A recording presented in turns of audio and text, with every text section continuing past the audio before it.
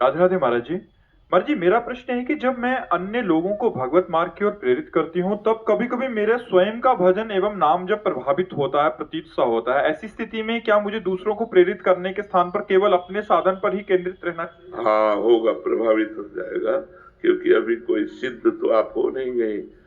वैसे जो प्रचार करने का कार्य है वो जब तक अपने में दृढ़ता ना आ जाए और जब तक अपने भजन में, अपने अभ्यास में हम निरंतर रहे, अच्छा आज से नहीं है, बचपन से है, तो अब भगवान ने सेवा दी है तो हम ये सेवा मान करके सुनाया और उसके बाद तुरंत सब डिलीट किया, किसी से नहीं मिले, मानो ऐसे खत्म खेल।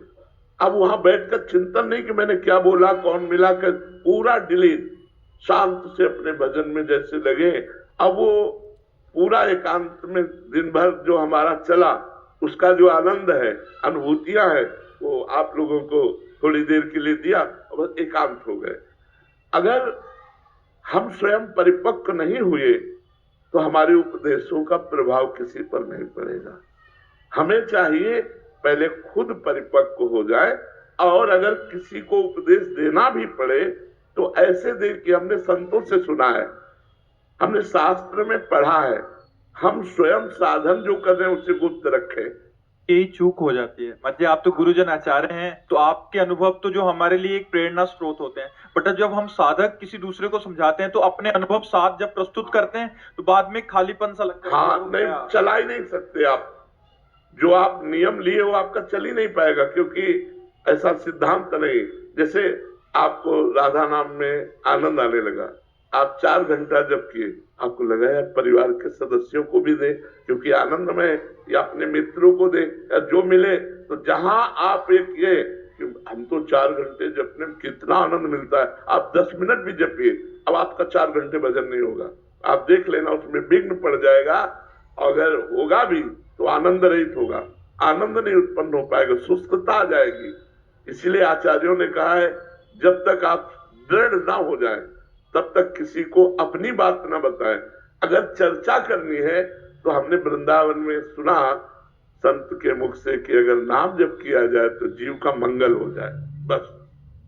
राधे राधे महाराज जी। महाराज जी, कई बार ऐसा होता है कि हमारे प्रियजन या मित्र होते हैं, उनके साथ कुछ दुर्घटना घटित होती है तो उनका भगवान से विश्वास उठ जाता है, और ये देख के हमको मन में बहुत दुख होता है कि आप भगवान से दूर नहीं हो सकते, तो उनको हम किसी भी तरीके से प्रेरित करते हैं कि फिर उस वजह से हमें अपना खुद का बताना पड़ता है कि हमारे साथ भगवान ने ये ऐसा करा, ऐसा करा। यही घाटा हो जाता है, यही घाटा हो जाता है। लेकिन महाराज जी, उनका दुख नहीं देखा जाता, ऐसे वो जो रहता है कि देखता भगवान से बस आप मतलब नहीं, अपने अपनी जो साधना और अपने ऊपर जो कृपा है, जब तक सिद्धावस्था ना आ जाए तब तक उसे वर्णन नहीं करना चाहिए। मतलब 13-14 वर्ष हो गए प्रवचन शुरू हुए, नहीं तो जीवन में कभी हम 5 मिनट भी नहीं बोले। जीवन में मौन धारण किए हुए जब एक आश्रम में टिके थे तो बोले तुम्हारी आवाज ही नहीं सुनने को मिलती, हर समय मंत्र में, हर समय अघम, कभी किसी से व्यवहार नहीं किया, आज तक हमारा एक दोस्त नहीं है, आज तक हम किसी से मित्रता नहीं की। अब जब भगवान ने प्रेरणा की कि आप प्रवचन करो तो अब वो संभाल रहे हैं।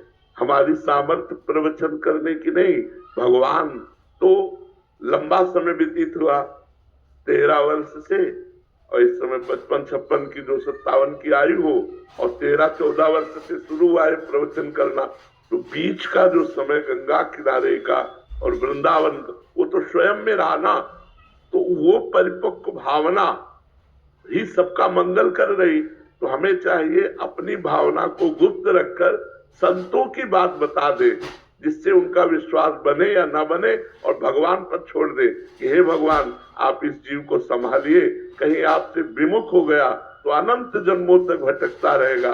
ये हम अंदर से बोले, और उसको जो संतों से सुना है वो ऐसे बोल दे, अपना अनुभव और अपना भजन ना बताएं, तो आपकी उन्नति होती रहेगी।